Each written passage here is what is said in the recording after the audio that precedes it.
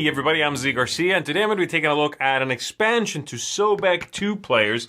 This is called Treasures of the Pharaoh. It's a small little box, and it mainly comes with a few tiles in it. Tiles that you're going to mix into the original ones and draft from. The main idea here is, the main new twist is a new way for the players to become corrupt in the game. So that's the negative, and the positive is, of course, that you have these new tiles that are two different types of resources. You can score them as either one, and they have some great multipliers built into them. So I'm going to go ahead and show you what this looks like, what comes in here on the table. We'll come on back after that. I'll tell you what I think of it. The components in the new expansion are as listed over here. You're going to get 6 Pharaoh tiles, a brand new kind of tile with that back. You see some of them already have made it onto the board. We have 2 new characters mixed into the pile, and we have these 6 royal corruption tokens, which are these right here, matching the back of the Pharaoh tiles. And they'll have a number on the front, ranging all the way up to 6, 1 through 6. So these are shuffled, set aside. The tiles are shuffled into the pile. Of course, we also have 2 new of these pierogi, I guess they are, tokens. And they got shuffled in, and we put out 5, setting the rest aside. There's also a couple of new scoring tokens if you happen to go above 100. So those are the components. So what do the new tiles do? What is the new main action here that is added to the game, the new ideas? Well, the main thing is these new tiles, and the other things will all sort of interact with those new Pharaoh tiles. The gameplay will be largely the same. Start player is going to select one of these 4 in the middle. They might take, say, this one, and then leave this in its place, pointing, of course, to the locations listed here on the tile. Add that to their hand. And then the other player will go, starting from there, taking this and moving it in the direction it's pointing, taking something. So the idea here is the same. The characters behave the same way. The new tiles, the Pharaoh tiles, if you take one of those, you are going to, first and foremost, you'll take it. You are going to take one of these tokens randomly, okay? So you'll take one of those, you put it near your corruption, and these are going to have on the back of them 2 different types, okay? So these are going to be very worthwhile. They'll have scarabs for multiplier, for scoring sets, and you can play them as either one of the 2 different types listed on it. So they'll add that to their hand. Unfortunately, this is not a great one right now because this player didn't have either one of those 2 things, but that's all right. And then you can orient this as you would when you take a character in any direction. So this player might make it go at this diagonal, for example, leave it up and down, whatever they want to. So that's the main way you earn those. Now, these are going to count towards your corruption at the end of the game. And again, they go all the way up to 6, possibly. Thankfully, the new characters are going to help with that, or at least one of the new characters is going to help. So we have here the Royal Advisor, who is one of the characters shuffled into the deck, now lets you, if you utilize them, discard one of your Royal Corruption tokens of your choice from among the ones you've got. So if you have some of these, you can get rid of your highest one. And this is going to make the math of who's got the most corruption a little fuzzier too, because I cannot just look over there and count how much corruption you've got looking at the stack of tiles. This now, I just simply don't know what's on the other side. It could be the 1, which means I really shouldn't be counting on you having more corruption than I do.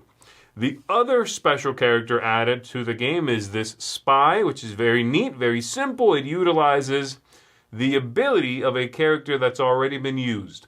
It has to be one that was actually triggered and used, not one that was sold as part of a set, okay? So that's the new Spy there. And then, like I said, 2 of these tokens that are brand new as well. One of them here forces your opponent to discard one of their Debon tokens that they've taken throughout the game. Very powerful, though it is random what they lose. And then this one over here is a multiplier to these sets. And that's a little bit different from the ones we've seen in the game before, where we had this one here that was 2 scarabs to a set of the cows or the fish or the wheat there, the grain. Now we have one that is 2 scarabs towards the 2 nicer sort of, sets. Still not ivory, but, so that's 2 scarabs towards that. And that's largely the new ideas. You're going to play the game the same way. You're going to replenish the same way. There's now a few more tiles, so the game will be, minimally longer as you are filling up the board with a few more tiles. But generally, you now should have the ability to, if you're willing to risk it, make nicer sets that are worth more and maybe make up the difference by being a little bit more corrupt. So there you go. That is the expansion. Of course, not a lot to talk about here. It's very clear and obvious what you are getting, but how does it feel? What's it quite setting out to do? What does it accomplish? I think the idea here was to put together a small addition to the core game that, in my opinion, does two things. It messes with the player's ability to discern at any given moment who is more corrupt. Because before, you could just count the tiles. All right, I'm sitting on 3 tiles I took as corruption. You've clearly got more than 3. I'm winning that. But now that you've got these face-down tokens with numbers anywhere between 1 and 6, that math becomes a lot more loose. And I really like it way more now, that aspect of the game, that is, okay? I like that. It's just not an obvious part of scoring. I like that there is some mystery when we get to that step at the end of the game and we have to reveal our corruption. Assuming players took any, of course.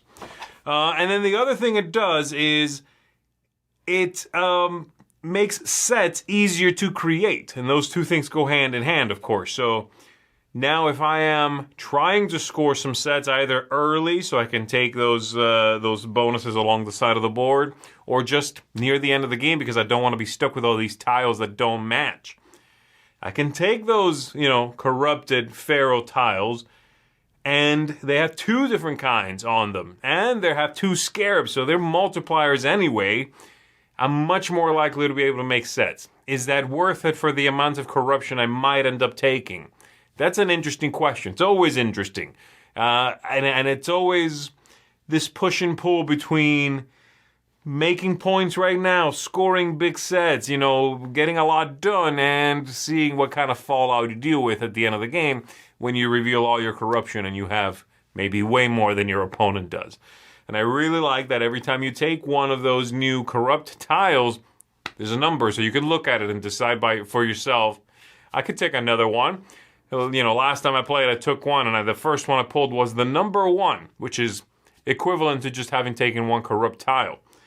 Which does 2 things also. It makes me feel better, like I can keep taking corruption, and it might make my opponent go, "Ooh, they took one of those. I've got some leeway. I've got a little wiggle room here." Because they're clearly above me. Not really. I mean, not if I took the 1, I'm not. So if they take a little more corruption, then I feel free to take a little bit more. And there's that push and pull between it. So I really like the new idea there, the new feeling of the set. 2 new characters are fun. They're solid. And then the 2 new of the bonus tiles, they also work out very well. So this is a small expansion, like I said. This is not going to turn the game on its head. This is not going to rewrite the wheel. That's not a thing. And reinvent the wheel, that's a thing. But I think what it adds to the game is solid. It's one that I would definitely always throw in. It's one new tile type. That's basically it. And it's just fun. It makes the game less tight is a weird way to put it, but a little you can play around a little more. The math isn't so cut and dry now, and I really enjoy the way that leads to the players feeling a little more free to mess around, see what they can pull off. So there you go. That is Secrets, or Sobek 2 Players Treasures of the Pharaoh. This is going to get from me, folks, a strong 8 out of 10. That is a seal of approval. I really like it. If you like Sobek 2 Players, you should definitely pick this up. I think it's going to liven the game up a little bit for you. And again, tiny little package, throw it in the core box, you're good to go. So there you go, 8 out of 10. That's going to do it for me, folks. Thanks very much for watching. My name is Z Garcia. I'll see you on the next one.